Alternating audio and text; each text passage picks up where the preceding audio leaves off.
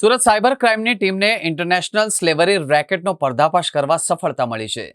થાઇલેન્ડમાં computer વર્કની નોકરી અપાવવાના બહાને ભારતના અલગ અલગ રાજ્યો અને અન્ય દેશના 40 યુવાનોને થાઇલેન્ડ મોકલી આપ્યા બાદ ત્યાંથી કપટપૂર્વક શોષણ કરવાના ઈરાદે નદીમાંથી બોર્ડર ક્રોસ કરાવી અને મ્યાનમાર મોકલી આપી ત્યાં તેમને ચાઇનીઝ ગેંગને સોંપી દેવામાં આવ્યા હતા. અને ત્યારબાદ ચાઇનીઝ ગેંગ દ્વારા ચાલતા ગેરકાયદેસર કોલ સેન્ટરમાં તેમને ગોંધી રાખવામાં આવતા અને આ યુવાનોના નામથી ફેક આઈડી દ્વારા ભારત સહિત વિદેશમાં ઇન્વેસ્ટમેન્ટના નામે કોલ કરાવીને ઓનલાઈન ઠગાઈ કરવામાં આવતી હતી. આ મામલે સુરત સાયબર ક્રાઇમ દ્વારા 3 આરોપીઓની ધરપકડ કરવામાં આવી છે. પોલીસે પંજાબના પટિયાલાના ઝીરકપુર ખાતેથી 2 અને સુરતના ડિંડોલીથી 1 મળીને 3 આરોપીઓને પોલીસે ઝડપી લીધા હતા. ભારતના અલગ અલગ રાજ્ય જેમાં સુરત સિટીનો પણ સમાવેશ થાય છે. રાજ્યોમાંથી કુલ 40 યુવાનને આ રીતે થાઇલેન્ડ અને ત્યાંથી મ્યાનમાર મોકલી આપવામાં આવ્યા હોવાનું પોલીસની પ્રાથમિક તપાસમાં ખુલ્યું છે. આ સમગ્ર રેકેટમાં પાકિસ્તાની એજન્ટ સહિત કુલ 12 જણાની સંડોવણી હોવાનું પણ જણાયું છે.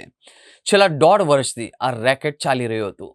ચંદીગઢમાં એવા માણસો છે જે ભારતના જુદા જુદા રાજ્યથી કેટલાક માણસોને સાયબર ક્રાઇમ આચરવા માટે જે ચાઇનીઝ કંપનીઓ કાર્યરત છે મ્યાનમારમાં કે કંબોડિયામાં એવા કંપનીઓમાં એ લોકોએ માણસોને જોબની લાલચ આપી ત્યાં મોકલે છે અને એ મોકલવા માટે એમને ચાઇનીઝ કંપનીઓ દ્વારા કમિશન આપવામાં આવે છે.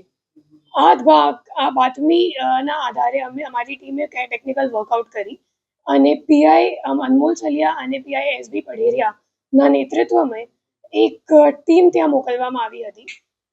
એ ટીમને ત્યાં 2 આરોપીઓને ધરપકડ કરી. એમનું નામ છે પહેલાનું નામ છે નિપેન્દ્ર ચૌધરી અને બીજા આરોપીનું નામ છે પ્રીત કમાની.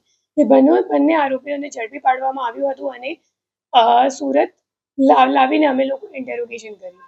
તેમના પાસેથી 2 મોબાઈલ ફોન અને 1 લેપટોપ કબજે લેવામાં આવ્યો છે. તેમના ઇન્ટેરોગેશન દરમિયાન ત્રીજો આરોપી જે વ્યારા ખાતે જેમનું મૂળ વતન વ્યારા છે એમનું નામ છે આશીષ ભૈરાણા, એમને પણ ઝડપી પાડવામાં આવી ગયું છે.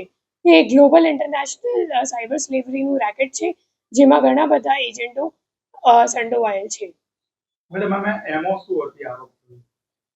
એમાં આરોપીઓની એમો એમ છે કે એ લોકો પહેલા તો જાતે પોતે મ્યાનમાર ખાતે જેમ એને ગેરકાયદેસર રીતે એ લોકો પહેલા બેંકોક જાય અને જેમ બેંકોકથી રિવર ક્રોસ કરીને નદી ગેરકાયદેસર રીતે બોર્ડર ક્રોસ કરીને મ્યાનમાર અને ચાઇના બોર્ડર પર સ્થિત શાન એસ્ટેટ છે જેમ મ્યાનમાર મિલિટરીના કંટ્રોલમાં આવે છે એ એરિયામાં ઘણા બધા ચાઇનીઝ કંપનીઓ ચાલે છે.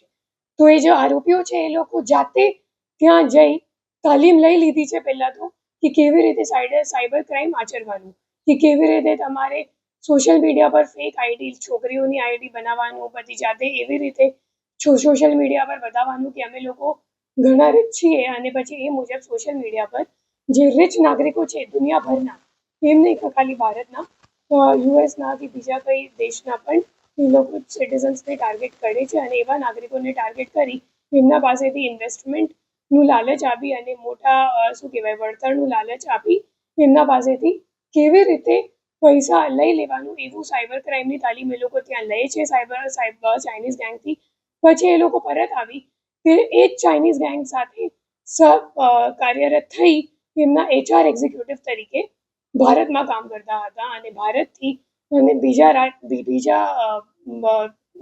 વતન જેમ કે ઇથિયોપિયા અને પાકિસ્તાનના પણ માણસોને ત્યાં સાયબર ક્રાઇમ આચરવા માટે જોબની લાલચ આપી ત્યાં મોકલતા હતા.